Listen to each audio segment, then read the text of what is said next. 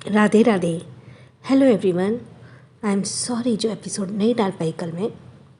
चलिए अब शुरू करते हैं, लेकिन प्लीज़ सब्सक्राइब और लाइक तो कीजिए। Let's start. कहानी अब तक में रणवीर पार्किंग एरिया में आया तो उस वक्त आदित्य और राजवीर दोनों ही रणवीर को अपनी गाड़ी के पास इंतज़ार कर रहे थे। रणवीर ने अपनी गाड़ी में बैठने का ते हुए कहा, चलो हमें वक्त से वापस भी लौटना है। राजवीर और आदित्य दोनों ने ही एक दूसरे को देखा और अपनी अपनी गाड़ियों में बैठकर रणवीर की गाड़ी के पीछे पीछे हो निकले। कुछ देर बाद एक बड़े से कमरे के अंदर काफ़ी कम रोशनी मौजूद थी।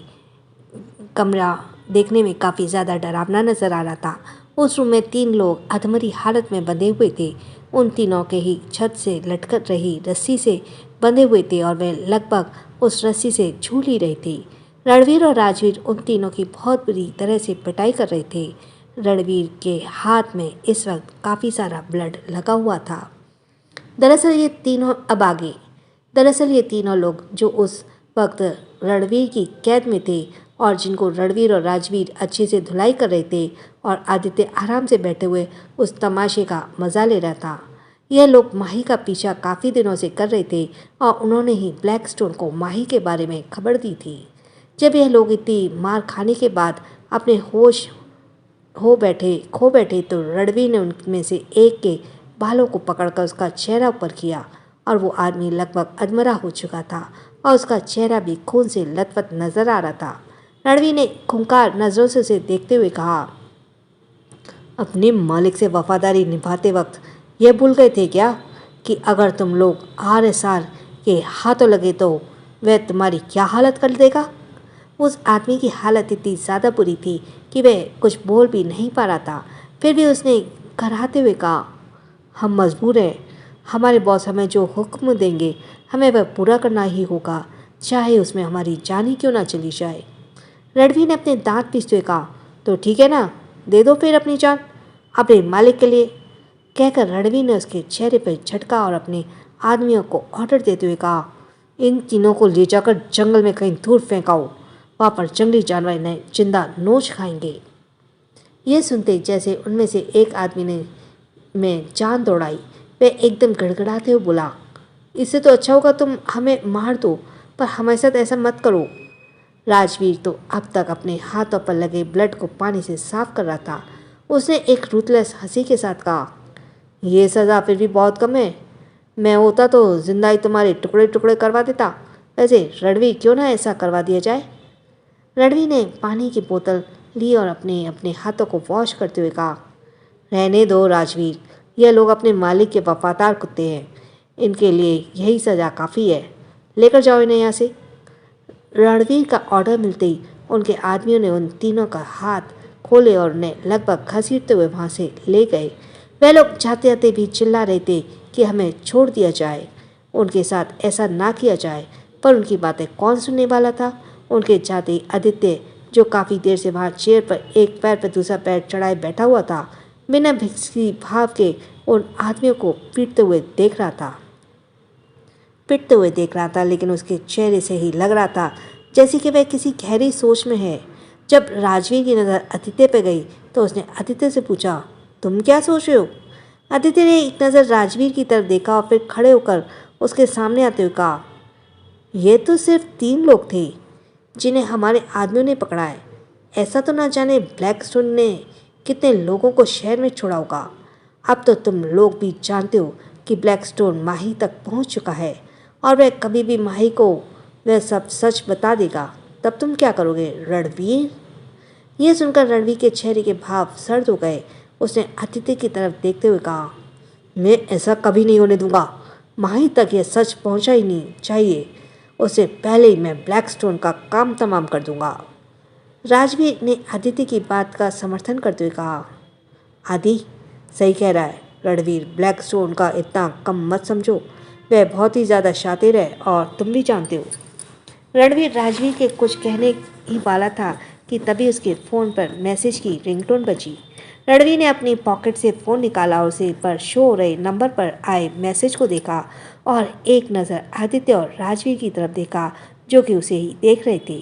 रणवीर ने मैसेज को चेक किया और फिर राजवीर से कहा, राजवीर तुम्हें एक काम करना होगा। राजवीर ने पूछा, क्या, और यह भी इस वक्त? तो राजवीर ने कहा, रणवीर ने, हाँ इसी वक्त, क्योंकि अब इस मामले को ज़्यादा ढील नहीं दे सकते। राजवीर ने पूछा, बताओ क्या काम है? रणवीर उसे कुछ कहता, जिसे सुनकर राजवीर ने चेहरे पे एकदम सीरियस वाले भाव आ गए। राजवीर ने आदित्य से कहा, आदित्य तुम भी मेरे साथ चलो। फिर रणवीर से कहा, तुम घर जाओ, काम पूरा होते ही हम लौट आएंगे। रणवीर ने कहा, हाँ मुझे घर जाना होगा, क्योंकि मैं माही को बिना बताए आया हूँ और इस बार मैं वह गलती दोबारा दोहराना नहीं चाहता। आदित्य ने हैरानी से कहा, माही से? क्या तुम दोनों पैचअप हो गया है? यह सुनते ही रणवीर के फेस पे एक छोटी सी स्माइल आ गई। उसने कहा, वह तो होना ही था, आखिर कब तक वह मुझसे नाराज़ होती। फिलहाल तुम लोग निकलो, मैं कल सुबह तुमसे मिलता हूँ। कहकर रणवीर वहाँ से बाहर निकल गया। आदित्य ने राजवीर से कहा, राजवीर जो हम तीनों सोच रहे हैं, अगर वह सच हुआ तो यकीन मानो इससे बहुत कुछ बदल जाएगा। राजवीर ने भी कहा, उम्मीद तो मुझे भी है, काश कि वह सब सच हो। कुछ देर बाद राजवीर और आदित्य दोनों ही वहाँ से बाहर निकल गए। सुबह का वक्त। माही ने नींद में अंगड़ाई लेने के लिए जैसे ही अपने हाथों को फैलाना चाहा, तभी उसे अपने हाथों बंधे बंधे से फील हुए। उसे ऐसे लगा जैसे किसी ने बहुत सख्ती से उसकी बॉडी को बांध रखा हो। माही ने कसमसाकर अपनी आंखें खोली तो खुद को रणवीर के करीब, बहुत करीब पाया। रणवीर ने माही को कसकर अपनी बाहों में भरा हुआ था और इस वक्त उसे देखकर लग रहा था जैसे वह बहुत ही गहरी नींद में है। आज सुबह सुबह रणवीर का चेहरा अपने सामने देखकर माही के फेस पे एक प्यारी सी स्माइल आ गई।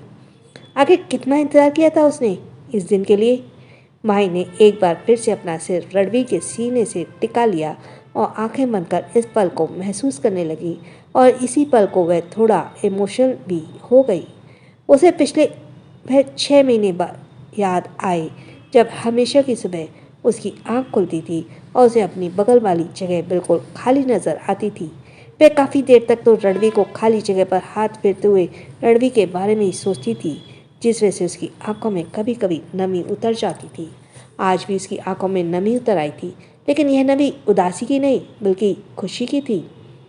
उसने अपनी आंखें बंद की हुई थी, लेकिन आंखों में से आंसू बाहर रणवीर के न्यूड सीने पर पड़ रहे थे। माही ने एक बार फिर से अपना सर उठाकर रणवीर के चेहरे की तरफ देखा और फिर हल्का सा ऊपर की तरफ उठते हुए रणवीर के चेहरे की तरफ झुकी और उसके फोरहेड पर अपने होंठ रख दिए। फिर उसने चेहरे की तरफ देखा और प्यार से रणवीर के गाल पर हाथ रखते हुए कहा, आई लव यू रणवीर, फिर कभी मुझे छोड़कर मत जाना। तुम्हारे बिना मैं जी नहीं सकती रणवीर। मैं तुम्हें बता भी नहीं सकती कि तुम्हारे बिना वे 6 महीने मैंने कैसे गुजारे हैं। अब माही को रणवीर के सिवा कोई नहीं चाहिए, और अगली बार अगर तुमने ऐसी कोई भी गलती की या करने की कोशिश की तो मैं तुम्हारी पिटाई कर दूंगी। तुम्हें पता है ना मुझे कितना गुस्सा आता है। तभी रणवीर, जिसने अपनी आंखें बंद की हुई थी, माही पर अपनी पकड़ और ज़्यादा कसते बोला, तुमने कहा और मैं गया माही, अब मेरी हिम्मत जो है मैं तुम्हारी बात ना मानूं। कहकर रणवीर ने माही की आंखों में हैरानी से बड़ी हो गई। उसने पूछा, तुम कब जागे? तुम तो सो रहे थे ना, और मैंने तो ये बातें बहुत धीरे से कही थी। तो रणवीर ने झटके से पलटकर माही को अपने नीचे करते हुए कहा, धीरे से कही थी पर अपने दिल से जो कही थी, इसलिए मेरे दिल तक पहुंच गई। अब तुम्हारी बातों को सुनने के लिए मुझे तुम्हारी लफ्ज़ों की नहीं बल्कि तुम्हारे दिल से निकले एहसास की ज़रूरत है, जो सीधा मेरे दिल तक पहुंच जाते हैं। माही ने क्यूट सा फेस बनाते हुए कहा, अच्छा तो क्या 6 महीने तक मेरे दिल के एहसास तुम तक ना पहुँचे थे? अगर पहुँचे होते तो तुम इतना वक्त ना लगाते लौटने के लिए। रणवीर ने माही के क्यूट से पाउट बने होठों को अपने होठों से सहलाते हुए कहा, मैं तुमसे दूर था, मेरा दिल नहीं। मेरा दिल तो मैंने तुम्हें कब का दे दिया है माही। तो कैसे कह सकती हो कि तुम्हारे जज्बात मुझ पर तक नहीं पहुँचे हो? जब तुम यहाँ बेचैन होती थी तो बेताब मैं भी होता था। रातों को तुम नहीं सो पाती थी तो नींद मेरी भी उड़ी हुई थी। रणवीर के बिना माही नहीं रह सकती, तो रणवीर की माही के बिना नहीं रह पाया था। बस मेरी कुछ मजबूरी थी जिसे हम दोनों को दूर रखा हुआ था, कहकर रणवीर ने माही को फोरहेड को चूम लिया।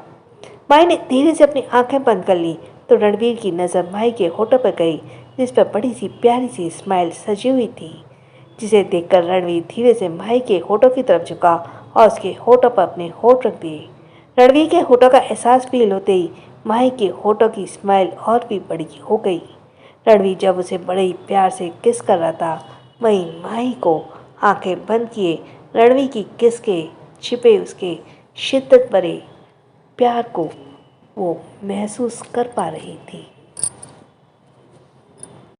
मैं इसका फिर से रिकैप नहीं पढ़ रही।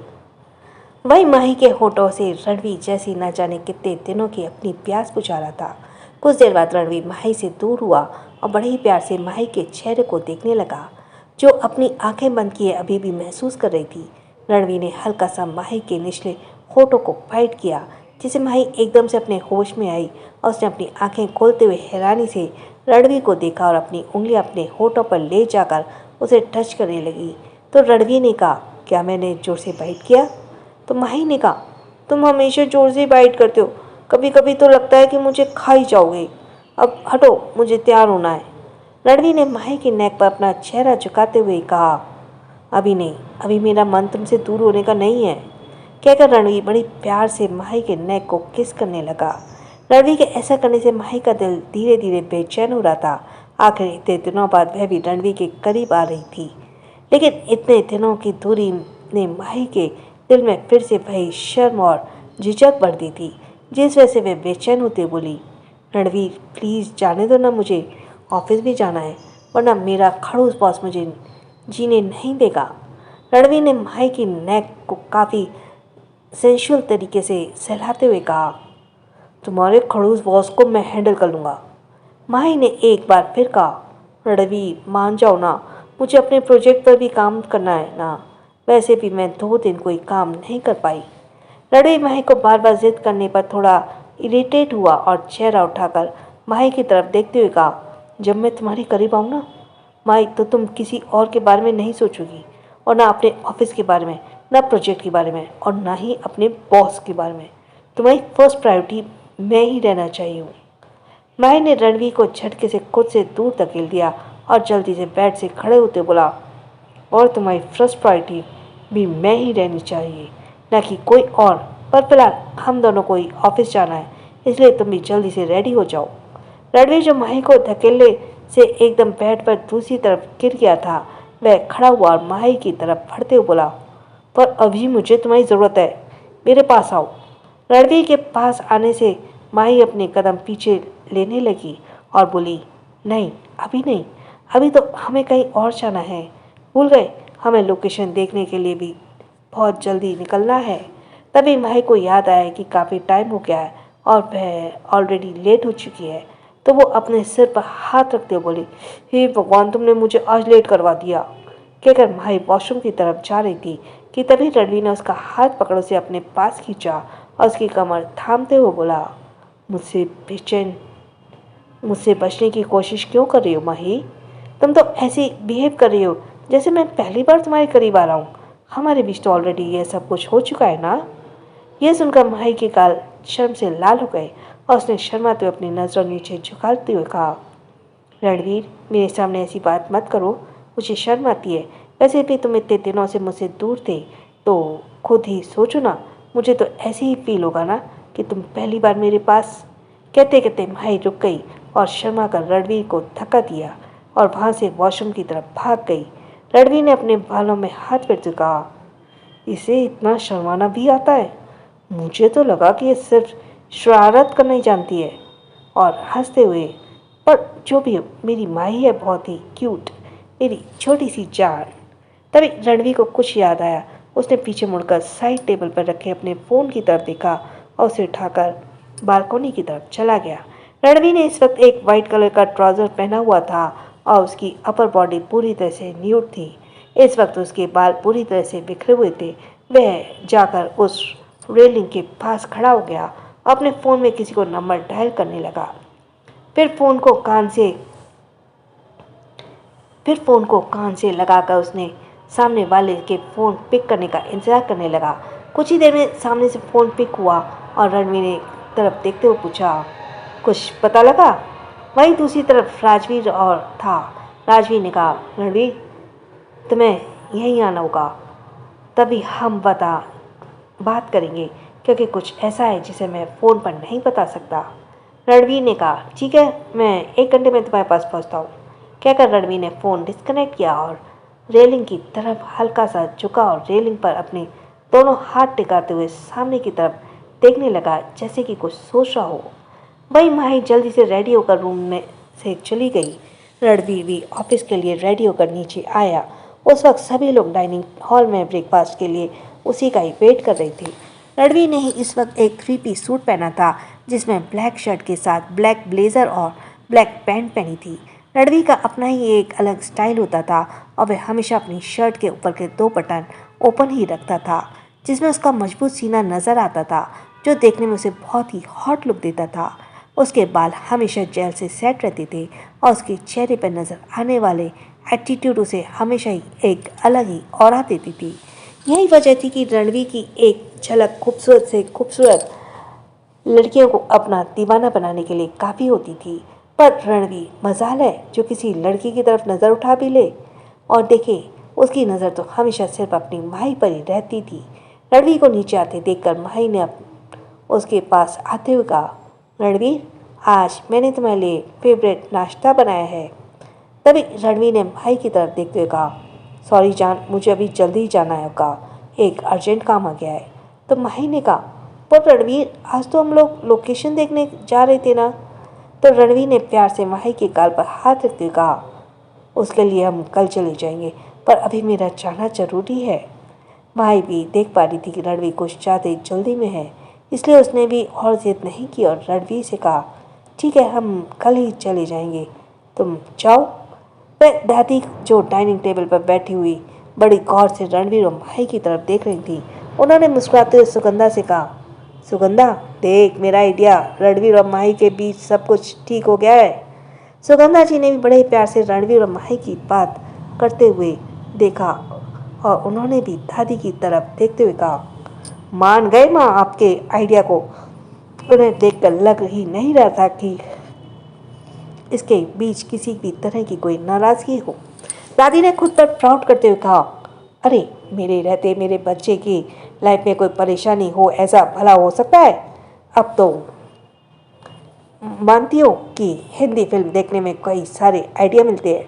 सुगंधा जी ने कहा, आप सही करिए माँ, आज के बाद आप जब भी हिंदी फिल्म देखेंगी ना, तो मैं भी आपके साथ बैठूंगी। आखिर मैं भी तो आप बहू बेटे वाली हूँ ना, मुझे भी तो ये टैलेंट आना चाहिए। कहते हुए सुगंधा जी हंसने लगी तो दादी जी सुगंधा की बात साथ देते हुए हंसने लगी। वही रणवीर जहाँ से जा चुका था, माही आकर वापस अपनी चेयर पर बैठी और अदिति से पूछा, माही तुम अपनी ऑफिस जाओगी ना? माही ने कहा, बस कुछ देर में निकलूंगी। तो अदिति ने कहा, तो मैं भी तुम्हारे साथ चलूंगी। वैसे भी अदिति के साथ जाती, पर वह पता नहीं अभी तक आए ही नहीं है, शायद किसी काम में फंस गए होंगे। तो माही ने कहा, हाँ बिल्कुल अदिति, हम दोनों साथ में चलेंगे। जल्दी से नाश्ता कर लो, वो क्या है ना, मुझे आज प्रोजेक्ट भी तैयार करना है। तभी दादाजी ने हेड चेयर पर बैठे हुए थे, उन्होंने माही से पूछा, माही उस प्रोजेक्ट का काम कैसा चल रहा है? तो माही ने पहले तो घूरकर दादाजी को देखा और फिर मुंह फुलाते हुए कहा, दादाजी काम तो अच्छा चल रहा है, पर आपने मेरे साथ अच्छा नहीं किया। दादाजी ने पूछा, मैंने क्या किया? तो माही ने कहा, अच्छा आपने रणवीर को इस प्रोजेक्ट का हेड नहीं बनाया? आपको पता है ना वे बॉस बनकर मुझ पर कितना हुक्म चलाते हैं। So thanks for listening. छोटों को प्यार, बड़ों को सम्मान और वजह तुमों का सीजन 2 भी सुनते रहना।